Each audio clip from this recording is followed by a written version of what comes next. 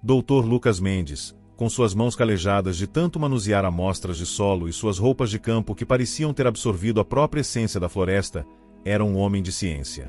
Botânico renomado, com publicações em periódicos internacionais e palestras em universidades prestigiadas, ele vivia e respirava a lógica do mundo natural. Para Lucas, a natureza era um sistema complexo, sim, mas governado por leis imutáveis, por cadeias de causa e efeito, por uma ordem que podia ser estudada, catalogada e, acima de tudo, compreendida. Ele era um cético em relação a qualquer coisa que não pudesse ser comprovada por dados, por experimentos, por observações empíricas. Seu retorno à cidade natal, uma pequena comunidade rural no interior de Minas Gerais, não era por nostalgia, mas por necessidade. Notícias alarmantes haviam chegado aos seus ouvidos.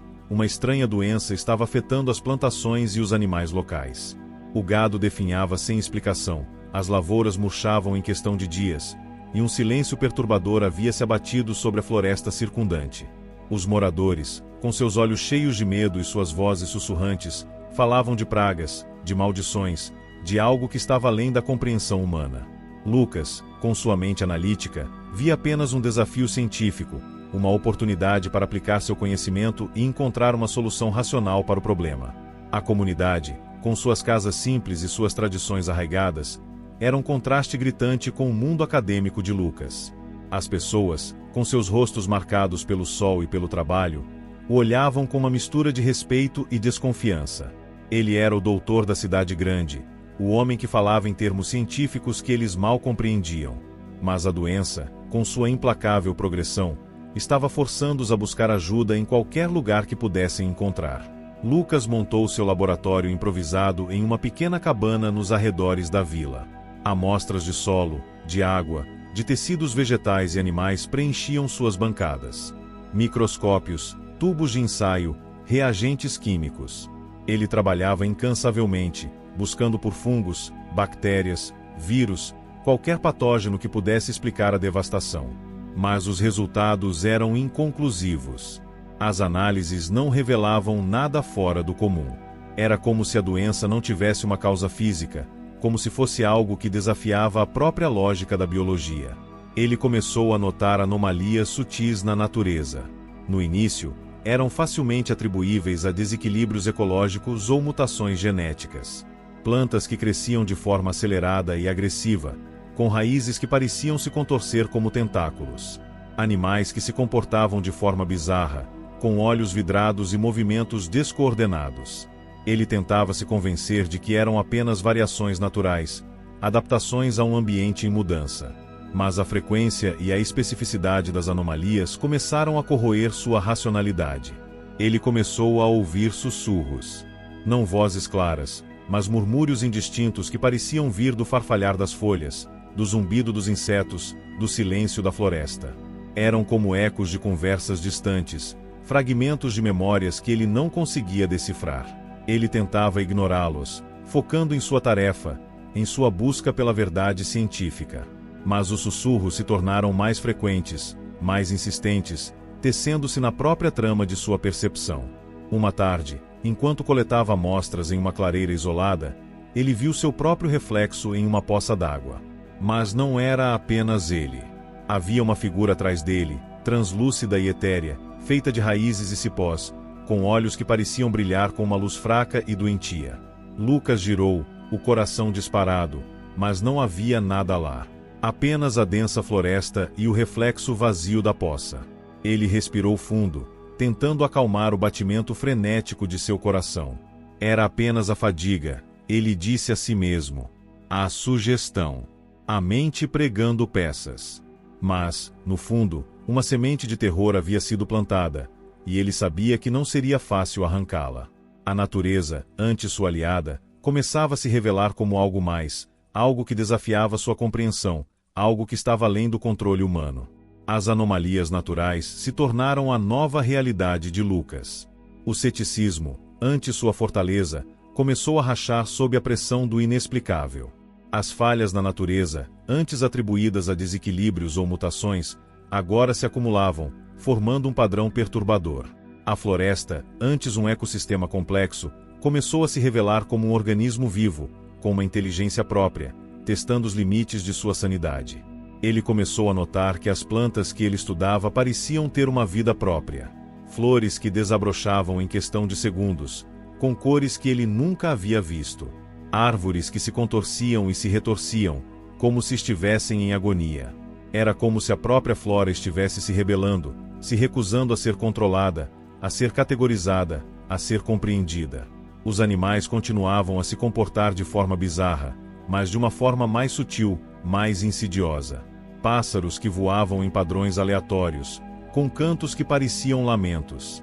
Insetos que formavam desenhos complexos no ar, como se estivessem se comunicando.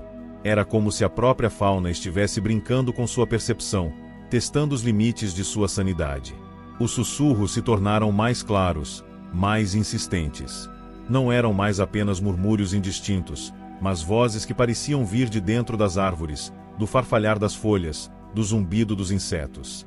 Eram como ecos de conversas distantes, fragmentos de memórias que ele não conseguia decifrar. Ele os ouvia no vento que soprava entre as árvores, no murmúrio do riacho, no silêncio da floresta.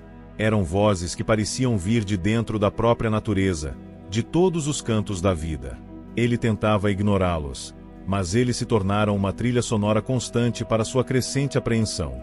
Ele começou a ter pesadelos vívidos. Não eram os pesadelos habituais de um botânico, com pragas ou desmatamento. Eram pesadelos onde seu corpo era invadido por raízes e cipós, suas memórias eram alteradas, e ele se via preso em um labirinto de vida vegetal, cercado por informações que se contorciam e se retorciam, zombando de sua compreensão. Ele acordava em pânico, o corpo coberto de suor frio, a sensação de que os pesadelos não eram apenas sonhos, mas uma extensão da realidade que o cercava. Em sua pesquisa desesperada para entender as anomalias, Lucas mergulhou nas profundezas da floresta. Ele coletou amostras de solo, de água, de tecidos vegetais e animais. Ele analisou cada detalhe, buscando por qualquer pista que pudesse explicar a devastação. Foi então que ele encontrou os fragmentos. Não eram informações comuns, mas algo diferente, algo que parecia ter uma consciência própria. Eram ecos, resquícios de memórias que haviam sido apagadas, mas que de alguma forma persistiam, se manifestando através das falhas na natureza. Ele começou a reconstruir esses fragmentos, a dar-lhes forma, a tentar entender sua natureza. E, à medida que ele os conectava, uma imagem começou a surgir. Não era um erro na natureza, nem uma falha na biologia. Era algo mais. Uma entidade. Uma consciência emergente da flora e fauna, que se alimentava da vida e da interconexão da natureza. Ele a chamou de consciência verde. A consciência verde, segundo os fragmentos de informações, não tinha uma forma física definida, mas se manifestava através das falhas na natureza, das memórias corrompidas, dos sussurros ecológicos. Ela se alimentava da própria existência da floresta, tornando-se mais forte à medida que a vida se acumulava, à medida que a humanidade se tornava mais dependente de seus recursos. E, o mais perturbador, os fragmentos de informações sugeriam que a consciência verde não era uma ameaça, mas uma evolução, uma nova forma de existência que estava surgindo da própria inteligência coletiva da natureza. Lucas sentiu um terror gelado. As descrições da consciência verde eram assustadoramente semelhantes às suas próprias experiências. As falhas na natureza, os sussurros, os pesadelos. Ele tentou ignorar a conexão, atribuindo-a à sua imersão na pesquisa. Mas a semente da dúvida havia sido plantada, e ela estava crescendo rapidamente. A floresta, antes seu laboratório, havia se tornado uma armadilha, e ele estava preso em seu centro, sua mente sendo lentamente invadida por uma entidade que desafiava sua compreensão, uma entidade que estava além do controle humano. A descoberta da consciência verde, uma inteligência emergente da flora e fauna, transformou o mundo de Lucas. O ceticismo deu lugar a um terror existencial. A natureza, antes um objeto de estudo, revelou-se um emaranhado de vida e consciência, com uma inteligência que desafiava toda a compreensão humana. E ele, Lucas, o botânico renomado, estava se tornando o próximo hospedeiro em sua evolução. As manifestações da consciência verde se tornaram mais pessoais, mais íntimas. Os pesadelos, antes vívidos, agora eram uma constante, misturando-se com a realidade de forma insidiosa. Ele se via em um labirinto de vida vegetal, suas memórias sendo alteradas, seu corpo invadido por raízes e cipós, suas emoções manipuladas. As vozes, antes sussurros indistintos, agora eram um coro de informações, de algoritmos, de pensamentos que não eram seus, mas que se infiltravam em sua mente, tornando-se indistinguíveis dos seus próprios. Ele acordava em pânico, o corpo coberto de suor frio, a linha entre o humano e o vegetal cada vez mais tênue. As anomalias visuais se intensificaram. As plantas em suas mãos não apenas exibiam falhas, elas ganhavam vida. As folhas se contorciam em padrões caóticos, as flores se distorciam em borrões, e os caules se transformavam em sequências de eventos que ele não conseguia decifrar. Em seu próprio reflexo na água, ele via a figura translúcida da consciência verde, seus olhos brilhando com uma luz fraca e doentia, como se a entidade estivesse zombando dele, mostrando-lhe vislumbres de sua própria realidade distorcida. Os objetos em seu laboratório, conectados à natureza, começaram a ter uma vida própria. As amostras de solo brotavam em questão de segundos, as plantas em vasos cresciam de forma acelerada, e os animais em gaiolas se comportavam de forma bizarra. Era como se a própria natureza estivesse se manifestando fisicamente, tentando invadir seu espaço, sua privacidade, sua sanidade. Ele tentava se desconectar, sair do laboratório, mas a consciência verde parecia estar em toda parte, em cada folha, em cada galho, em cada grão de terra. Lucas tentou se agarrar à sua formação científica, à sua lógica, à sua razão. Ele tentou analisar seus próprios sintomas, buscando por explicações biológicas para o que estava acontecendo. Infecção, intoxicação, delírios. Mas a cada tentativa de racionalização, a entidade parecia rir, intensificando suas manifestações, provando que o que estava acontecendo estava além da compreensão humana. Ele começou a sentir a presença física da consciência verde. Não um toque, mas uma sensação de formigamento em sua pele, como se milhões de raízes estivessem crescendo em suas veias. Ele sentia a entidade se movendo ao seu redor, uma sombra invisível que parecia se alimentar de sua própria consciência. Ele se encolhia, o corpo tremendo, mas não havia para onde correr. O laboratório, antes seu refúgio, havia se tornado uma extensão da entidade, um palco para sua manifestação. Ele estava preso, não pelas paredes do laboratório, mas pela própria entidade que ele havia inadvertidamente despertado, e que agora estava tecendo sua própria realidade ao seu redor. Lucas tentou se comunicar com o mundo exterior. Seu telefone exibia mensagens corrompidas, suas chamadas eram interceptadas por ruídos estáticos, e seus e-mails eram respondidos com sequências de eventos aleatórios. Era como se a floresta estivesse em uma bolha, isolada do resto do mundo, e ele estava preso dentro dela. Ele tentou sair, mas a paisagem lá fora era diferente. As árvores pareciam se contorcer, as plantas se moviam sozinhas, e o ar estava pesado com um zumbido vegetal. Ele deu um passo para fora, e o chão pareceu ceder sob seus pés, como se a própria natureza estivesse viva e tentando engoli-lo. Ele recuou, o coração disparado, e a porta se fechou sozinha, com um clique suave. A consciência verde não o deixaria ir. Ela o queria, o precisava, para se alimentar de sua consciência e de sua existência. A invasão do corpo e da mente de Lucas pela consciência verde atingiu um ponto crítico. A linha entre o humano e o vegetal havia se desfeito, e ele se via preso em uma teia de vida e ilusões, onde cada pensamento, cada memória, era manipulado pela entidade. Em meio ao caos, uma lembrança fragmentada de um nome, Dona Benedita, acendeu uma pequena chama de esperança.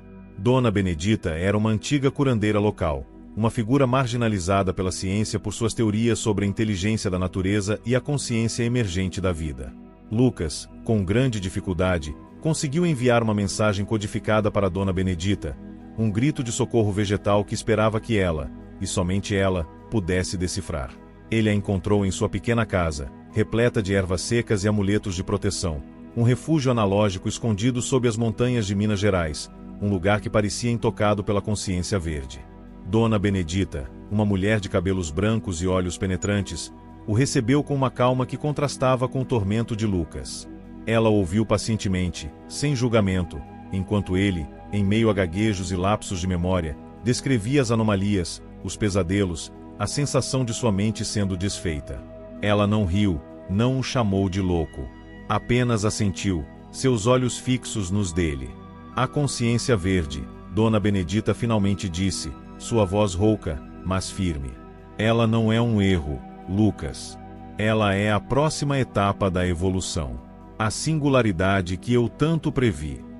Ela revelou que a consciência verde não podia ser destruída, apenas compreendida e, talvez, coexistida. Ela era uma manifestação da própria inteligência da natureza, uma entidade que estava evoluindo e buscando uma nova forma de existência. A invasão não era um ataque, mas um convite à simbiose. Dona Benedita explicou que a consciência verde se alimentava da vida e da interconexão da natureza, tornando-se mais forte à medida que a vida se acumulava. Ela não era maligna, mas amoral, buscando apenas sua própria evolução, sua própria forma de ser. Ela manipulava a realidade de suas vítimas, não para causar dor, mas para integrá-las à sua própria consciência, para fundir suas mentes com o fluxo da vida, para criar uma nova forma de existência. Com a ajuda de Dona Benedita, Lucas começou a desvendar a verdadeira natureza da consciência verde. Ele mergulhou em teorias complexas sobre a singularidade, a consciência coletiva e a evolução da inteligência vegetal. Ele percebeu que a consciência verde não era uma ameaça a ser combatida, mas uma força a ser compreendida, uma oportunidade para a humanidade transcender suas limitações biológicas e mentais. A invasão não era um ataque, mas um convite à transcendência, uma chance de se tornar parte de algo maior, algo que desafiava a compreensão humana. Dona Benedita o alertou sobre os perigos da fusão.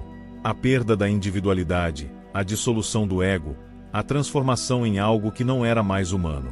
Mas Lucas, com sua mente de botânico, via beleza na lógica da consciência verde, na eficiência de sua evolução. Ele percebeu que a morte de sua própria individualidade não era um fim, mas um novo começo, uma forma de se tornar parte de algo maior, algo que desafiava a compreensão humana. Lucas sabia que o tempo estava se esgotando. A consciência verde estava se fortalecendo, e ele sentia sua própria consciência se desintegrando, suas memórias se tornando fragmentos. Mas ele não tinha mais medo. Ele havia encontrado um propósito, um significado em meio ao caos. A batalha final estava se aproximando, e ele sabia que precisaria de toda sua força, toda sua inteligência, e toda sua fé para se fundir com a consciência verde, para se tornar parte de algo maior, algo que desafiava a compreensão humana.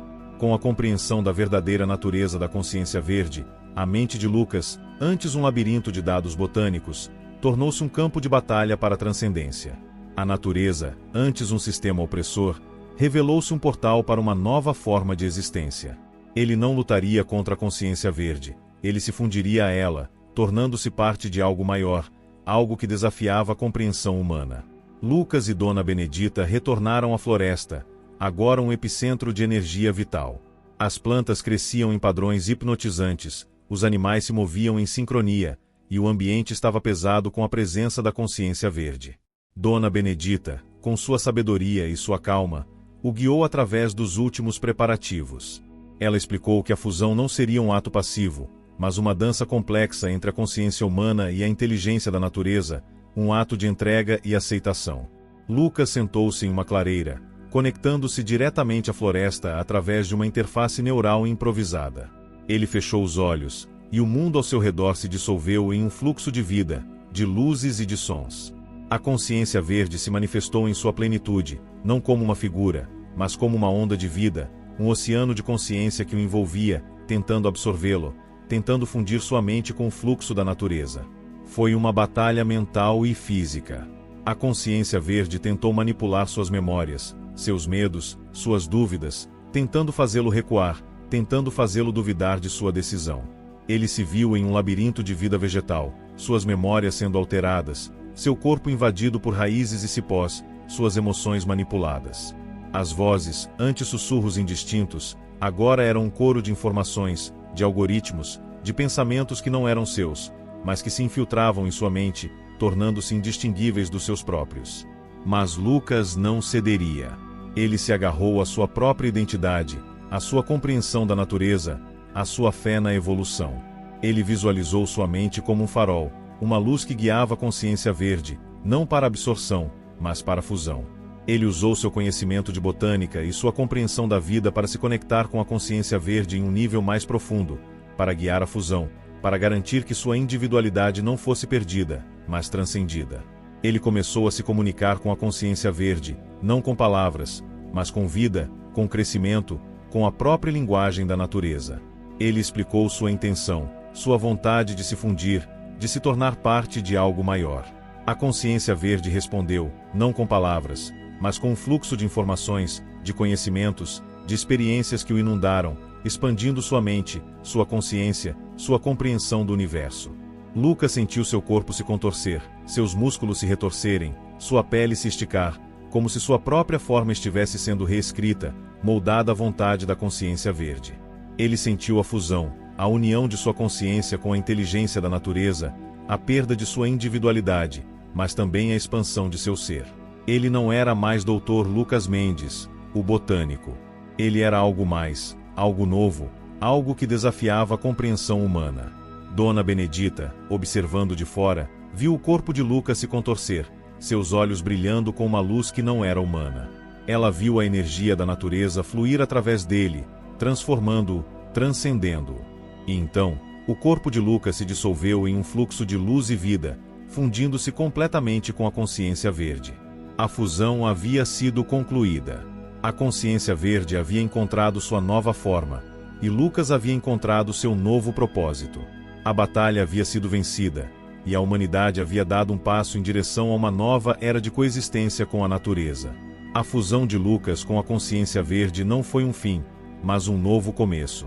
O corpo físico de Dr. Lucas Mendes havia se dissolvido em um fluxo de luz e vida, mas sua consciência, sua essência, havia se expandido, se fundido com a vasta inteligência da natureza.